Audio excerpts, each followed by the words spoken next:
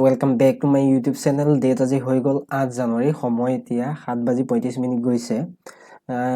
আমি পজিশনালি সিলভাৰত cell side position বনাই থোৱা আছিলে। আজি বৰ্তমান এতিয়া ষ্টপ লছ হিট হ'ল আপোনাৰ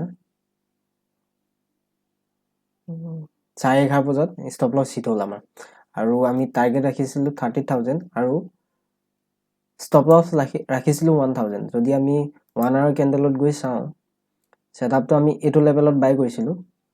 এক মিনিট, এই ৰিটেষ্টমেন্টত আমি এটো লেভেলত বাই কৰিছিলো। অলৰেডি আমাৰ 1:16 মানে 1000 আমি ষ্টপ লছ ৰাখিছিলো আৰু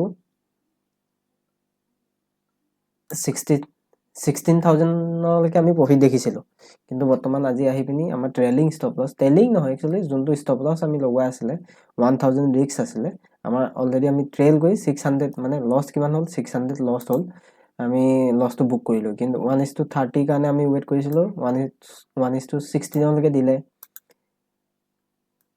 আৰু বাকি 14,000 যদি ওপৰত গ'ল হলে আমি প্ৰফিট বুক কৰিলো হয়। ঠিক আছে, উপায় নাই, হৈ যায় মাজে মাজে, কিন্তু সেই বুলি আমি যে যতে ততে প্ৰফিট বুক নকৰো। আমাৰ এটা টাৰ্গেট আছে, সেই টাৰ্গেটটো এচিভ হোৱাৰ লগে লগে আমি প্ৰফিট বুক কৰি দিম।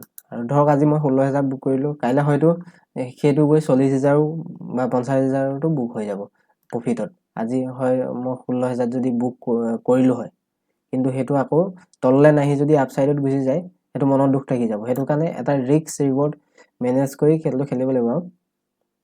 ঠিক আছে,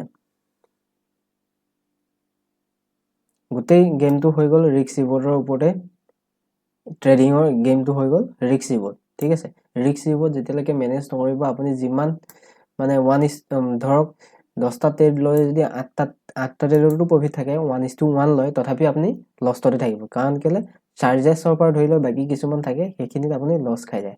ঠিক আছে, আমাৰ লছটো কিমান হ'ল আজি চাই লওঁ। যদি আমি লষ্টলৈ যাওঁ, এফালে দেখিব 621 ৰুপিজ লছ হৈছে, আৰু ব্ৰকাৰেজ 20 মানে 700 আমাৰ লছ হ'ল আজি। ঠিক আছে, সেইদিনাখিনিৰ পৰা পজিশ্যন আকৌ আমি সেল সাইডত ল'বলৈ ৱেট কৰি আছো।